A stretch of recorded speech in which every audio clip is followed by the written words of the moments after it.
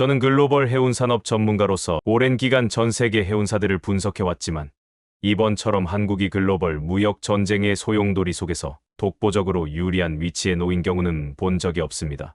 세계적인 해운 분석기관 라이너리티카의 최고 권위자가 최근에 세계 해운 시장의 판도를 이렇게 전망했는데요. 과연 그는 어떤 배경에서 이런 충격적인 전망을 제시하게 된 것일까요? 지금부터 그의 이야기를 들어보겠습니다. 이야기를 시작하기 전에 구독과 좋아요는 이미 눌러주셨죠? 감사합니다. 그럼 이야기를 시작합니다. 저는 싱가포르에 위치한 세계적인 해운 분석기관 라이너리티카에서 지난 25년 동안 글로벌 해운 산업의 트렌드와 변화의 흐름을 연구해온 데이비드 킴이라고 합니다. 그동안 저는 국제 물류, 해상 운송 시장에서 벌어지는 수많은 경쟁과 전략을 지켜보면서 해운업의 미래를 분석하고 예측하는 일을 해왔습니다. 최근 제가 분석한 결과는 저 자신조차 크게 놀라게 만들었습니다. 그 이유는 바로 세계 최강국 미국이 던진 초강력한 정책 한 가지 때문이었죠. 여러분도 잘 아시겠지만 오늘날의 글로벌 무역 시장은 마치 전쟁터와 같습니다. 수많은 국가들이 자국 산업의 이익을 극대화하기 위해 치열하게 싸우고 있죠. 특히 미중 무역 갈등은 지난 수년간 지구촌 경제의 핵심 이슈였으며 전 세계 경제 전문가들이 촉각을 곤두세우고 지켜보고 있는 상황입니다. 그런데 최근 이 미국과 중국의 무역 갈등이 전혀 예상치 못한 방식으로 전 세계 해운업계를 뒤흔들고 있습니다. 얼마 전 미국 무역대표부는 매우 충격적인 발표를 했습니다. 바로 중국 소속의 선사들이나 중국에서 제작된 선박이 미국 항구에 입항할 경우 최대 150만 달러에 달하는 막대한 항만 수수료를 부과하겠다는 내용이었습니다. 단 한 척의 선박이 미국 항구에 닻을 내리는 순간 우리 돈으로 약 20억 원에 가까운 천문학적인 비용을 지불해야 하는 상황입니다. 제가 지난 25년간 글로벌 해운 시장을 분석해오면서도 이렇게 파격적이고 강력한 규제 조치는 처음 보는 일이었죠. 미국 정부가 이처럼 극단적인 결정을 내린 배경에는 중국이 전 세계 조선 산업과 해양 물류를 부당하게 독점하고 있다는 판단이 깔려 있습니다. 실제로 지난해 전 세계 선박 수주의 무려 56%를 중국이 독차지했고 글로벌 주요 선사들조차도 중국에서 제작한 선박을 상당수 사용하고 있는 현실입니다. 이 때문에 미국은 무역 불균형을 바로잡고 중국의 영향력을 억제하기 위해 특단의 조치를 내릴 수밖에 없었던 것이죠. 이 충격적인 발표가 나오자마자 세계 해운 시장은 그야말로 초비상이 걸렸습니다. 덴마크의 머스크, 프랑스의 CMA CGM, 독일의 함로이드 등 글로벌 해운을 대표하는 초거대 선사들까지도 심각한 손해가 예상된다며 긴급회의를 개최하기 시작했죠. 하지만 그 혼란스러운 상황 속에서도 유독 밝은 미소를 짓고 있는 나라가 있습니다. 바로 대한민국이었습니다.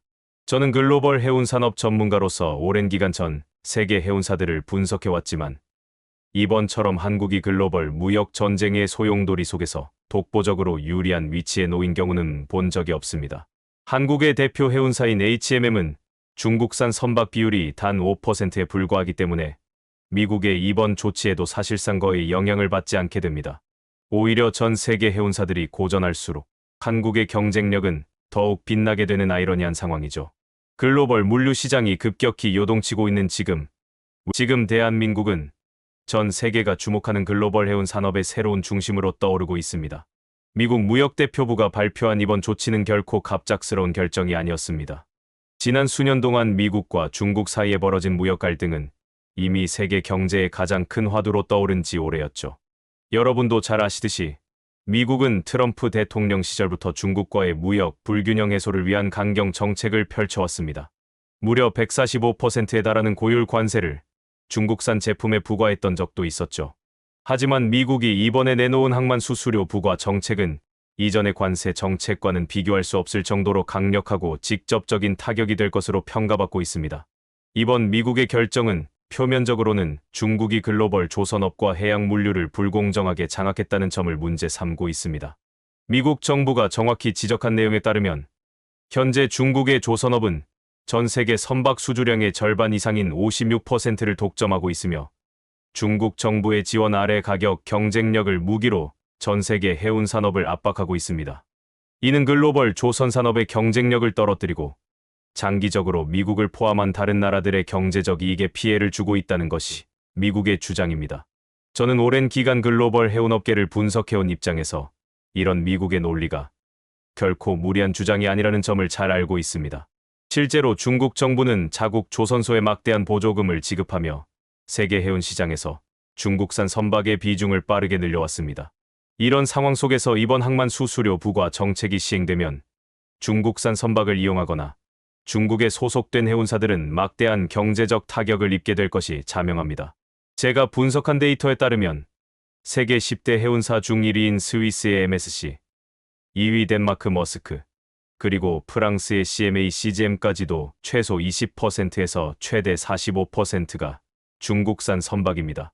미국이 항만 수수료를 실제로 부과하게 되면 이들 글로벌 선사들이 미국 시장에서 선박 한 척당 최대 150만 달러에 달하는 추가 비용을 지불해야 하는 상황에 놓이게 됩니다. 이는 전 세계 해운업계가 이전에 경험하지 못했던 전례 없는 상황으로 글로벌 해운사들의 수익 구조에 엄청난 타격을 줄 것입니다.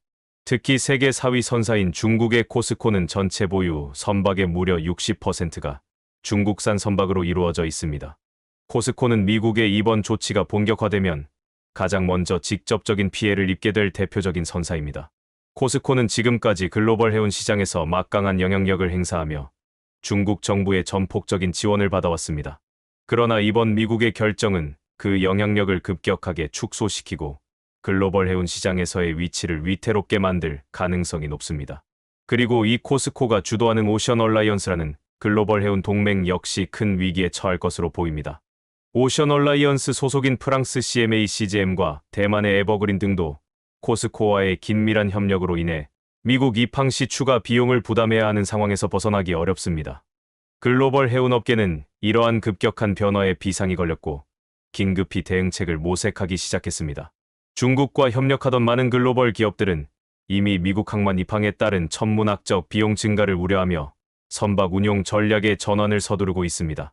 이 과정에서 가장 주목받는 해운사가 바로 한국의 대표 해운사 HMM입니다. HMM은 글로벌 시장에서 독보적으로 중국산 선박의 비율이 낮습니다. 제가 분석한 최근 자료에 따르면 HMM이 보유한 전체 82척 중 중국산 선박은 고작 4척에 불과하여 5%라는 압도적으로 낮은 비율을 기록하고 있습니다. 이는 글로벌 해운사들의 평균치에 비해 놀라울 정도로 낮은 수치입니다.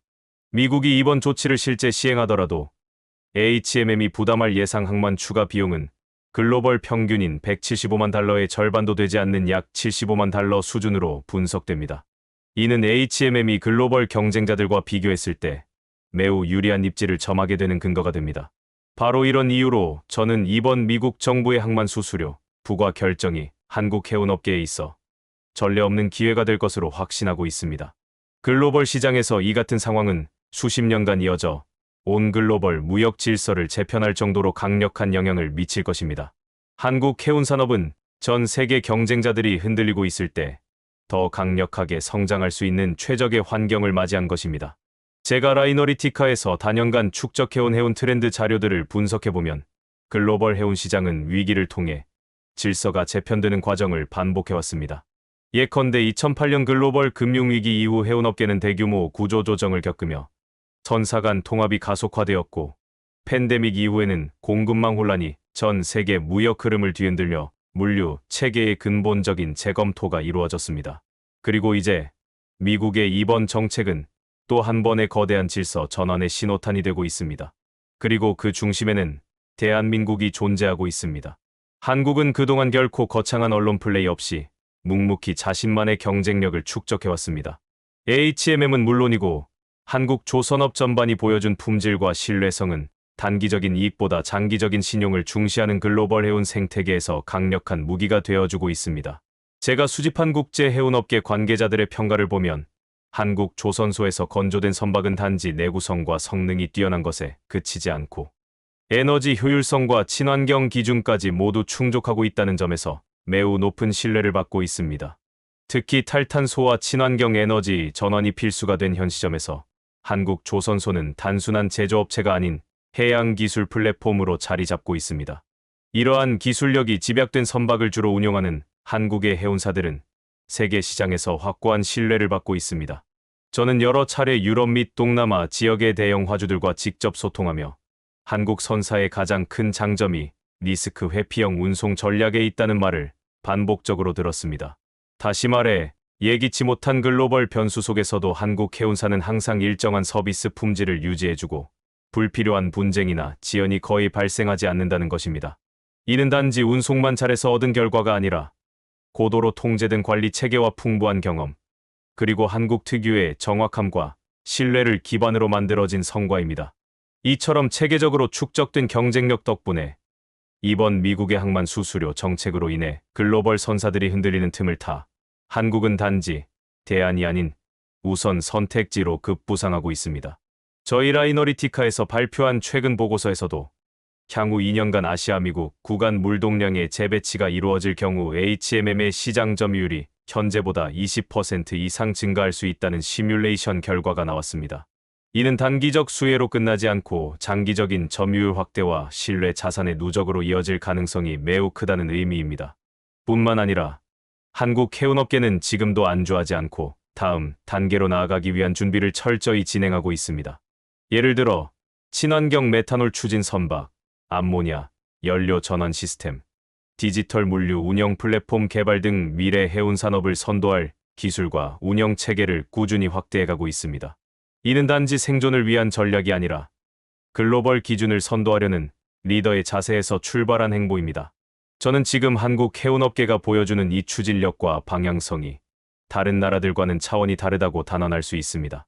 다시 말해, 한국 해운산업은 지금 세계 시장에서 그 누구보다 준비된 플레이어이며 흔들리는 글로벌 해운 질서 속에서 새로운 기준을 만들어갈 주체로 떠오르고 있습니다. 지금 이 순간에도 수많은 글로벌 기업들이 다음 거래 파트너를 결정하기 위해 눈을 돌리고 있습니다.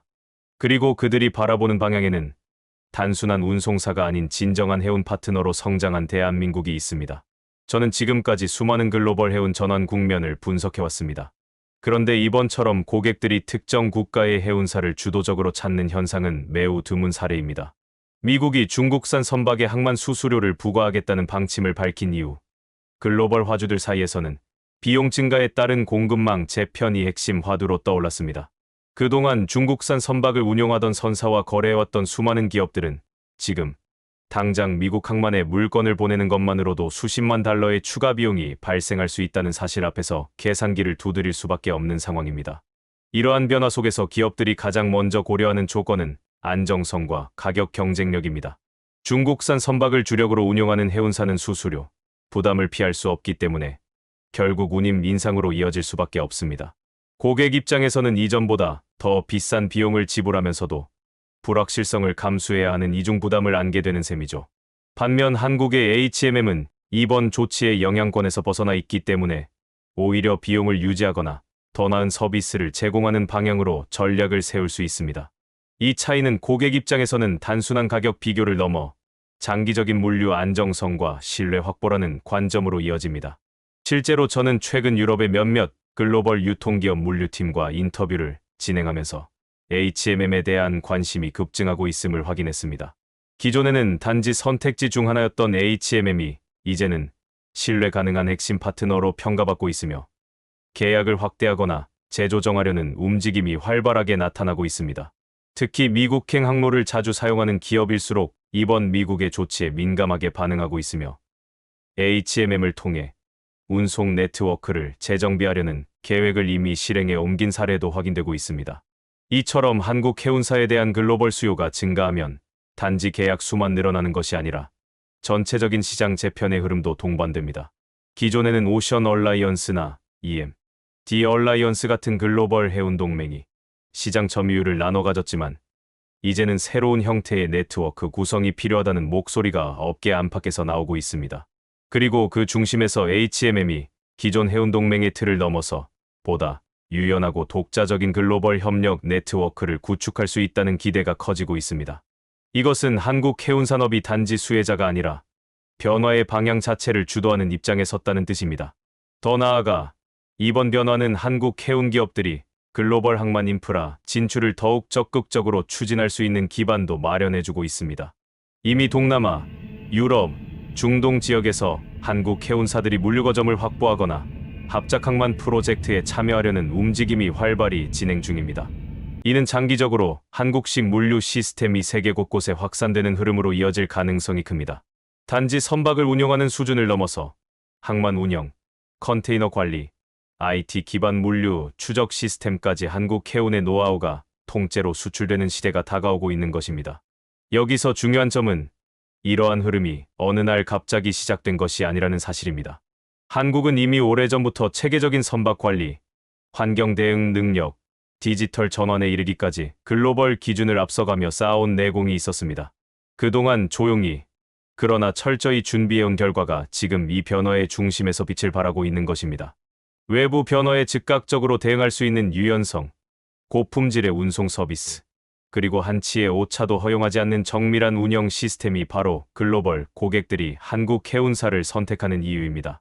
저는 이처럼 구조적으로 강화된 경쟁력이 앞으로 단발적인 수익 증가로 끝나지 않고 한국 해운산업이 세계에서 표준으로 자리 잡게 될 수 있다고 확신합니다. 단기적인 시황을 넘어서 시스템과 신뢰를 기반으로 한 장기 계약이 확대되면서 한국 해운의 브랜드 가치와 협상력은 앞으로도 계속해서 강화될 것입니다.